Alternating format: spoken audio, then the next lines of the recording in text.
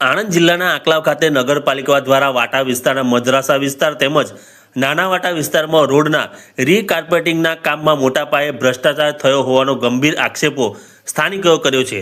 સ્થાનિકોનો આક્ષેપ છે કે રોડના કામમાં નિયમોનું પાલન કરવામાં આવ્યું નથી અને માત્ર હલકી ગુણવત્તાવાળી કપચીની ચાદર પાથરીને તેના પર ડામર પાથરી દેવામાં આવે છે। આ અત્યંત નબળી કામગીરીના કારણે નવીન બનાવેલા રોડના પોપડા હાથથી પણ સહેલાઈથી ઉખડી રહ્યા છે, જેના ફોટો અને વિડીયો સોશિયલ મીડિયા પર વાયરલ થયા છે અને કામની ગુણવત્તા સામે ગંભીર સવાલો ઊભા થયા છે।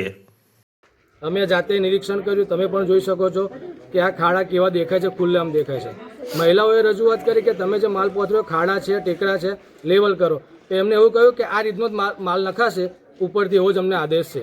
અહીં આગળ આ રોડ બને છે, કોઈ પણ જાતના એન્જિનિયર કે કોઈ પણ જાતના અમને રોડના કોન્ટ્રાક્ટર જે બી છે એ હાજરમાં નથી। સુપરવાઇઝર એવું કહે છે કે અમને કોઈ પણ જાતની એસ્ટિમેટ કોપી આલેલ નથી, એસ્ટિમેટ વગર આ કામગીરી ચાલુ છે।